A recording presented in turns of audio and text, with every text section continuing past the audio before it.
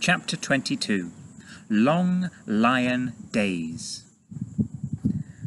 Chloe and Mr. Stink weren't invited to take the helicopter home. They had to get the bus. As it was Christmas Eve, the bus was chock-a-block with people, most of them barely visible under their mountains of shopping bags. As Chloe and Mr. Stink sat side by side on the top deck, bare branches dragged against the grimy windows. "Did you see the look on his face when you told him to stick it up his—" exclaimed Mr. Stink. "I can't believe I did it," said Chloe. "I'm so glad you did," said Mr. Stink. "Thank you so much for sticking up for me." "Well, you stuck up for me with that awful Rosamond." "Stick it up your bum, so naughty. Though I might have said something far ruder." They laughed together. Mr. Stink reached into his trouser pocket to pull out a dirty old handkerchief to dry his tears of joy. As he raised the handkerchief to his face, Chloe spotted that a label had been sewn onto it. Peering closely, she saw that the label was made of silk, and a name was embroidered delicately onto it. "Lord Darlington," she read. There was silence for a moment. "Is that you?" said Chloe. "Are you a lord?" No, said Mr. Stink. "I'm just a humble vagabond. But I got this handkerchief from a jumble sale." "May I see your silver spoon, then?" said Chloe, gently. Mr. Stink gave a resigned smile. He reached into his jacket pocket and slowly withdrew the spoon, then handed it to her. Chloe turned it over in her hands. Looking at it close up, she realized she'd been wrong. It wasn't 3 letters engraved on it. It was a single letter on a crest, held on each side by a lion. A single capital letter D. "You are Lord Darlington," said Chloe. "Let me see that old photograph again." Mr. Stink carefully pulled out his old black and white photograph. Chloe studied it for a few seconds. It was just as she'd remembered. The beautiful young couple, the Rolls-Royce, the stately home. Only now, when she looked at it, she could see the resemblance between the young man in the photograph and the old tramp beside her. "And that's you in the picture." Chloe held the photograph delicately, knowing she was handling something very precious. Mr. Stink looked much younger, especially without his beard and dirt, but the eyes were sparkling. It was unmistakably him. "The game's up," said Mr. Stink. "That is me, Chloe, a lifetime ago." "And who's this lady with you?" "My wife." "Your wife? I didn't know you were married." "You didn't know I was a lord either," said Mr. Stink. "And that must be your house then, Lord Darlington," said Chloe, indicating the stately home standing behind the couple in the photograph. Mr. Stink nodded. "Well then, how come you're homeless now?" "It's a long story, my dear," said Mr. Stink evasively. "But I want to hear it," said Chloe. "Please, I've told you so much about my life, and I've always wanted to know your story, Mr. Stink, ever since I first saw you.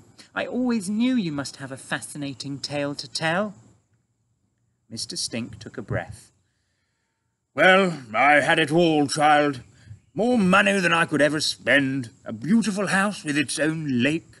My life was like an endless summer. Croquet, tea on the lawn, long lion days spent playing cricket. And to make things even more perfect, I married this beautiful, clever, funny, adorable woman, my childhood sweetheart, Violet." "She is beautiful." Yes, she is. She was. Unutterably so. We were deliriously happy, you know." It was all so obvious now to Chloe. The way Mr. Stink had expertly bowled the screwed-up piece of paper into the bin, his silver monogrammed cutlery, and his impeccable table manners. his insistence on walking on the outside of the pavement, the way he had decorated the shed. It was all true. He was super posh. Soon after that photograph was taken, Violet became pregnant, continued Mr. Stink. I couldn't have been more thrilled. But one night, when my wife was 8 months pregnant, my chauffeur drove me to London to have dinner with a group of my old school friends at a gentleman's club. It was just before Christmas, actually. I stayed late into the night, selfishly, drinking and talking and smoking cigars. What do you mean, selfishly? Said Chloe. Because I should never have gone. We were caught in a blizzard on the way home. I didn't get back until just before dawn and found that the house was ablaze. Oh, no! Cried Chloe, not sure if she could bear to hear the rest of the story. A piece of coal must have fallen out of the fireplace in our bedroom and set the carpet alight as she slept. I ran out of the rolls and waded through the deep snow. Desperately I tried to fight my way into the house, but the fire brigade wouldn't let me. It took 5 of them to hold me back. They tried their best to save her, but it was too late. The roof fell in. Violet didn't stand a chance. Oh, my God, Chloe gasped. Tears filled the old tramp's eyes. Chloe didn't know what to do. Dealing with emotions was a new thing to her, but tentatively she reached out her hand to comfort him. Time seemed to slow down as her hand reached his. This made the tears really flow, and he shook with half a century of pain. If only I hadn't been at the club that night, I could have saved her. I could have held her all night, made her feel safe and warm. She wouldn't have needed the fire. My darling, darling Violet. Chloe squeezed his dirty hand tight. You can't blame yourself for the fire. I should have been there for her. I should have been there. It was an accident, said Chloe. You have to forgive yourself. I can't. I never can. You are a good man, Mr. Stink. What happened was a terrible accident. You must believe that. Thank you, child. I shouldn't really cry. Not on public transport. He sniffed and gathered himself together a little. So, said Chloe, how did you end up living on the streets? Well, I was heartbroken, utterly inconsolable. I had lost my unborn child, the woman I loved.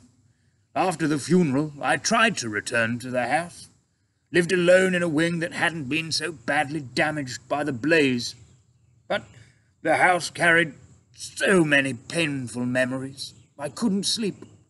Being there gave me terrible nightmares. I kept seeing her face in the flames. I had to get away. So one day, I started walking, and I never came back. I am so sorry, said Chloe. If people only knew that. Like I said on the televisual apparatus, every homeless person has a story to tell, said Mr. Stink. That's mine. I'm sorry it didn't involve spies or pirates or what have you.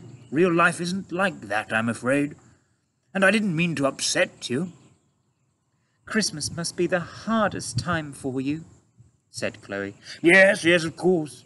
Christmas is an emblem of perfect happiness I find very hard to bear. It's a time when families come together. For me, it's a reminder of who's not there. The bus reached their stop, and Chloe's arm found a home in Mr. Stink's as they walked towards the family house. She was relieved to see that all the reporters and camera crews had moved on. The funny old tramp must be old news by now. I just wish I could make everything right, said Chloe. But you are making everything right, Miss Chloe.